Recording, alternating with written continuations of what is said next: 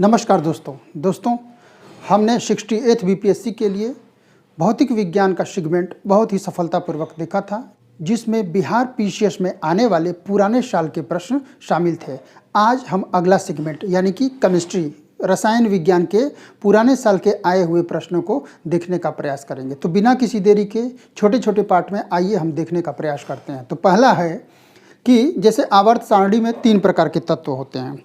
एक धातु होता है, एक उपधातु होता है और एक अधातु होता है। तो आवर्त सारणी में गैस जो होती हैं उनका क्या पोजीशन है? गैस का पोजीशन ये है कि गैसें जो है वो तत्व नहीं है। याद रखिएगा, एक बार सवाल बना के पूछा था कि निम्न में से क्या हैं जो कि तत्व नहीं है। तो गैसें जो हैं वो तत्व नहीं है। अगर हम आधुनिक रसायन शास्त्र के जनक की बात करें तो उनका नाम लेवोजियर था। इसके अलावा न्यूट्रॉन 18 हैं, इलेक्ट्रॉन 20 हैं। तो उस तत्व की द्रव्यमान संख्या क्या होगी? आपको बता दें कि परमाणु जो होता है वो 3 प्रकार के तत्वों से मिलकर बनता है, न्यूट्रॉन, प्रोटॉन और इलेक्ट्रॉन। परमाणु के नाभिक में न्यूट्रॉन और प्रोटॉन होता है। तो जितनी संख्या में इलेक्ट्रॉन होता है उतनी संख्या में ही प्रोटॉन भी होता है। न्यूट्रॉन की संख्या अलग होती है। तो मान लीजिए न्यूट्रॉन 18 दिया हुआ है और इलेक्ट्रॉन 20 दिया हुआ है, तो जितना इलेक्ट्रॉन होगा उतना ही प्रोटॉन होगा। प्रोटॉन के ऊपर धन आवेश होता है और इस इलेक्ट्रॉन के ऊपर ऋण आवेश होता है। तब जब मान लीजिए कि धन आवेश और ऋण आवेश दोनों बराबर हो जाएंगे तो क्या होगा? परमाणु उदासीन हो जाएगा। ठीक है। तो परमाणु की द्रव्यमान संख्या जब हमें ज्ञात करनी है तो हम क्या करेंगे? न्यूट्रॉन और प्रोटॉनों की संख्या को जोड़ देते हैं। और जैसा कि हम जानते हैं कि अगर 20 इलेक्ट्रॉन है तो 20 प्रोटॉन भी होगा। तो 20 ये और 18 ये मिलके हो गया 38। उस तत्व का द्रव्यमान संख्या जो है 38 होगा। पूछा है कि प्लूटोनियम में न्यूट्रॉनों की संख्या क्या होती है। तो जो टोटल उसकी द्रव्यमान संख्या होगी उसमें जब हम प्रोटॉन की संख्या घटा देंगे तो न्यूट्रॉन संख्या मिल जाएगी। तो प्लूटोनियम में जो है 94 क्या है? प्रोटॉन है और 242 इसकी पूरी द्रव्यमान संख्या है। तो 242 में से जब 94 को माइनस कर देंगे तो 148 आ जाएगा। फैराडे स्थिरांक क्या है? एक सार्वभौमिक स्थिरांक है। इसका मान 96,485 जूल या मोल होता है। सार्वभौमिक स्थिरांक वो होता है जैसे कि किसी के सापेक्ष आप गणना करें तो उसका मान बदलता नहीं है, हमेशा स्थिर रहता है। तो ये चीज़ है। इसके अलावा पीएच क्या होता है? कोई भी विलयन होगा मान लीजिए या कोई भी तरल पदार्थ, तो उसका जब हम क्षारीयता और अम्लीयता का मापन करते हैं तो वही उसका पीएच मान होता है। तो 7 पीएच मान किसका होगा? उदासीन विलयन का। कोई भी उदासीन विलयन न क्षारीय होगा न अम्लीय होगा, तो उसका पीएच मान कितना होगा? 7 होगा, यानी यह उदासीन होगा। और जो जल हम पीते हैं शुद्ध जल, वो क्या होता है? उसका पीएच मान भी 7 ही होता है। कोई घोल है, मान लीजिए एक घोल का पीएच मान 3 से 6 होता है, तब उसकी हाइड्रोजन आयन की सांद्रता जो है वो 1000 बढ़ जाएगी। ये आया हुआ पीसीएस का सवाल है। ब्रोमीन एक गैस है और इसका रंग लाल होता है या लाल द्रव के समान होती है। अक्सर टूटे हुए लोहे को जब हम वेल्डिंग करते हैं तो उसमें 2 प्रकार की गैसों का उपयोग किया जाता है। एक का नाम है ऑक्सीजन और दूसरे का नाम है एसिटिलीन।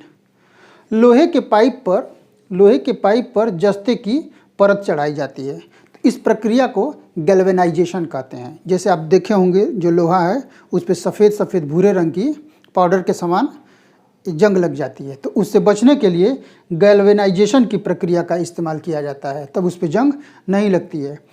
डिटर्जेंट जो कपड़ा धोने के लिए हम यूज करते हैं वो क्या होता है? एल्कील बेंजीन सल्फोनेट। इतना ही आप याद कर लेंगे तो काम चल जाएगा। Sulfonate, alkyl benzene sulfonate. मानव शरीर के अंदर जो पसीना निकलता है उसमें मुख्य तत्व सोडियम होता है। ठीक, मानव शरीर के अंदर जो पसीना निकलता है उसमें मुख्य तत्व सोडियम होता है, लेकिन इसके अलावा पोटेशियम, मैग्नीशियम और जिंक आदि तत्व भी उसमें पाए जाते हैं। तो बिहार में जो पांचवा ऑप्शन बनाता है कि एक से अधिक उत्तर या इनमें से कोई नहीं, तो ये उसमें चला जाएगा अगर इस दो से ज़्यादा ऑप्शन दिए हुए हैं तो। आइए कुछ और तथ्यों को देखने का प्रयास करते हैं। नीला थोथा, जिसे हम कॉपर सल्फेट के नाम से जानते हैं, नीला थोथा जिसे हम कॉपर सल्फेट के नाम से जानते हैं, इसका सूत्र है CuSO4 into 5H2O, CuSO4 into 5H2O।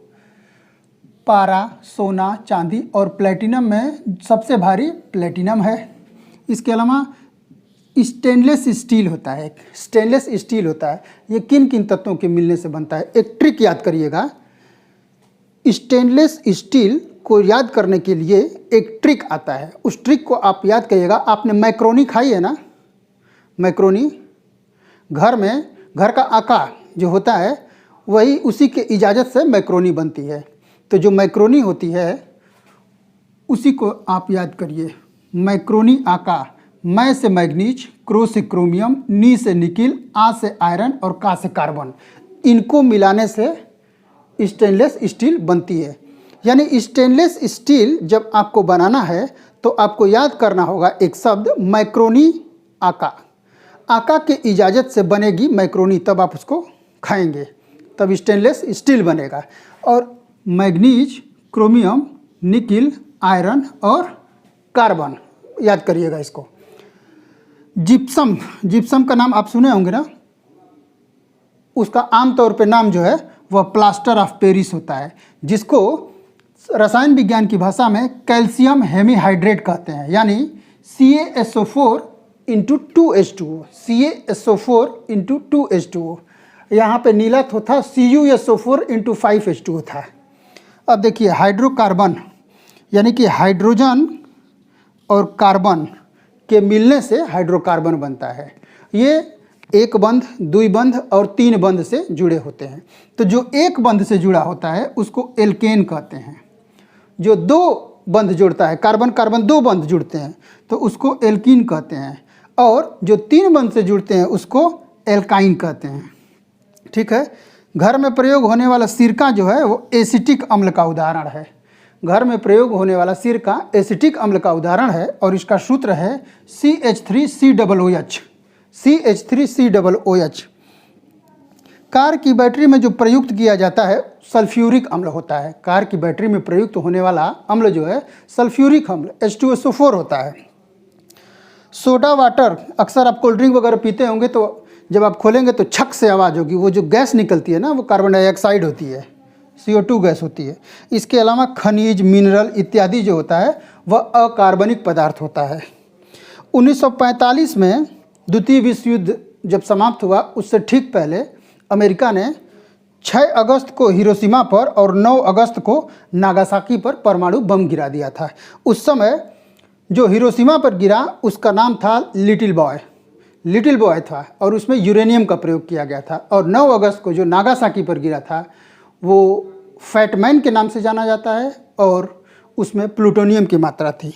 इसके अलावा एक ही प्रकार के परमाणु प्राकृतिक तत्व में पाए जाते हैं। प्रकृति का जो तत्व होता है उसमें एक ही प्रकार के परमाणु पाए जाते हैं। तो ये पार्ट 1 रहा। इसके अलावा 2-3 पार्ट में हम केमिस्ट्री भी खत्म कर देंगे, छोटे छोटे पार्ट में। आप इसको देखिए और इसको याद करने का प्रयास करिए और इस चैनल को लाइक, शेयर और सब्सक्राइब कीजिए। मिलते हैं अगले वीडियो में, तब तक के लिए नमस्कार। जय हिंद, जय भारत।